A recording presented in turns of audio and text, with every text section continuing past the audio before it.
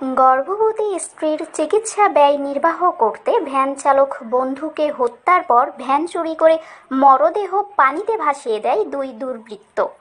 গত 31 জুলাই বৃহস্পতিবার রাতে মরদেহ উদ্ধারের পর শুক্রবার রাতে এই ঘটনার মূল হোতা দুই আসামিকে গ্রেফতার করেছে র্যাব ৫-এর সদস্যরা। এ নিয়ে শনিবার বেলা 11:30টায় নিজ কার্যালয়ে সংবাদ সম্মেলন করে রাজশাহী র্যাব ৫-এর অধিনায়ক লেফটেন্যান্ট কর্নেল মোহাম্মদ মাসুদ পারভেজ বলেন, নিহত ভ্যান চালক জিহাদ ও আসামি সাগর প্রামাণিক সুলতান তার বন্ধু। তারা একসাথে আড্ডা দিতেন। সাগর তার গর্ভবতী স্ত্রীর চিকিৎসা ব্যয় নির্বাহ করতে না পেরে সুলতানের সাথে জিহাদের ভ্যান চুরি করার পরিকল্পনা করে। সে মোতাবেক গত 30 জুলাই সন্ধ্যায় সিংড়ার চৌগ্রাম বাজারে জিহাদকে চেতনানাশক দ্রব্য খাওয়ায়। পরে জিহাদ অজ্ঞান হলে চলন বিলে নিয়ে তাকে শ্বাসরোধ করে হত্যার পর পানিতে ফেলে চলে যায়। পরদিন বৃহস্পতিবার রাতে সিংড়ার ইটালি ইউনিয়নের কলেজ পাড়া থেকে তার মরদেহ উদ্ধার করা হয়। পরে র্যাব এ নিয়ে ছায়া তদন্ত শুরু করে। পরে র্যাব আটক করে নাটোরের সিংড়ার সাগর প্রামাণিক ও সুলতান প্রামাণিককে উদ্ধার করে ভ্যান এবং মোবাইল। আটকের পর আসামিরা হত্যার কথা স্বীকার করেছে। র্যাব জানিয়েছে, হত্যা মামলায় তাদের নাটোর থানায় সোপর্দ করেছে। 31 জুলাই অর্থাৎ বৃহস্পতিবার নাটোর জেলার সিংড়া এলাকার কলেজপাড়া নামক স্থানে রাস্তার পাশে বন্যার পানিতে অজ্ঞাত পরিচয়ের একটি মৃতদেহ পাওয়া যায়, যার মুখ বাধা অবস্থায় ছিল, অর্থাৎ তাকে হত্যা করা হয়েছে। এই হত্যাকাণ্ডের কোনো প্রকার ক্লু ছিল না, যেহেতু রাস্তার পাশে বন্যার পানিতে ভাসমান অবস্থায় মৃতদেহ পাওয়া যায়। আমাদের র্যাব ৫ একটি ছায়া তদন্ত শুরু করে দায়ী ব্যক্তিদের খুঁজে বের করার জন্য, বাট আমরা কোনো ধরনের ক্লু পাচ্ছিলাম না। পরবর্তীতে আমরা আমাদের একটি চৌকস দল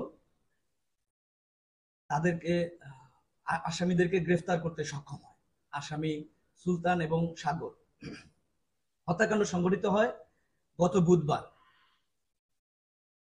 নিহত জিহাদ হত্যাকারী দুইজনের পূর্ব পরিচিত ছিল। খুন হওয়া ব্যক্তি মূলত একজন ভ্যান চালক।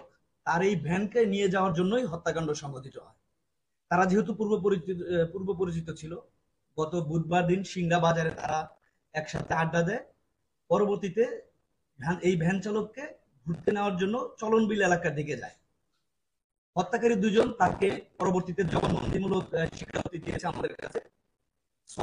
সাথে চেতনানাশক ওষুধ মিশিয়ে তাকে প্রথমে অজ্ঞান করে, তো স্বাভাবিকভাবে তার ঘুম চলে আসে, ভ্যানের উপর সে ঘুমিয়ে পড়ে।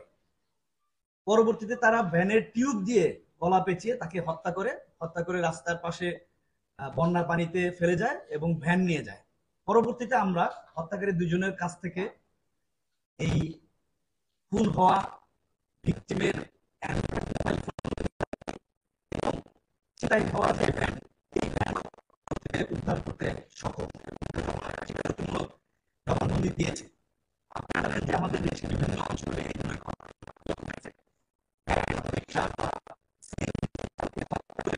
সকল যানবাহন নিয়ে যাওয়া হয়।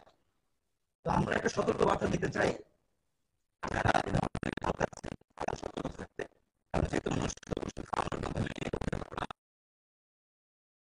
নির্জন এলাকায় চলাফেরা করতে আরেকটু সতর্ক হওয়া। আর যারা এই ধরনের জঘন্য এবং নিকৃষ্ট কাজ করছেন তাদের জন্য সতর্কবার্তা, আপনাদেরকে আমরা আইনের আওতায় নিয়ে আসবো। আর আমি অধিনায়ক র্যাব ৫ হিসেবে আমার দায়িত্বপূর্ণ এলাকার মধ্যে এই ধরনের ঘটনা যাতে সংঘটিত না হয় সেজন্য আমরা আরো বেশি সোচ্চার থাকবো। ঘটনা ঘটে যাওয়ার পর একজন নিরীহ ব্যক্তি, ভ্যান চালক, অত্যন্ত সাধারণ মানুষ এবং নিরীহ হলেও আমরা কিন্তু এই হত্যাকাণ্ড কারা সংঘটিত করলো উদ্ধারের জন্য কিন্তু তাৎক্ষণিক আমাদের কার্যক্রম শুরু করি, যাতে করে তাদেরকে শাস্তির আওতায় নিয়ে আসার মাধ্যমে এই ধরনের জঘন্য অপরাধ যাতে বন্ধ করা যায় সেই জন্য আমরা দ্রুত পদক্ষেপ গ্রহণ করি। ধন্যবাদ। খেতে দিল, এটা তো খোলা অবস্থায় ছিল, নিশ্চয়ই তার সামনে খোলা হয়নি। আর নির্জন এলাকার দিকে সন্ধ্যার পরে নিয়ে যেতে চাচ্ছে, চলনবিল এলাকার দিকে। এই ধরনের নির্জন এলাকায় কেন যেতে হবে? এগুলো অ্যাভয়েড করা উচিত। নির্জন এলাকায় যাওয়া যদি অ্যাভয়েড করা যায় তাহলে হয়তো, মানে সতর্কতা বলতে এটাই তো বোঝাচ্ছি।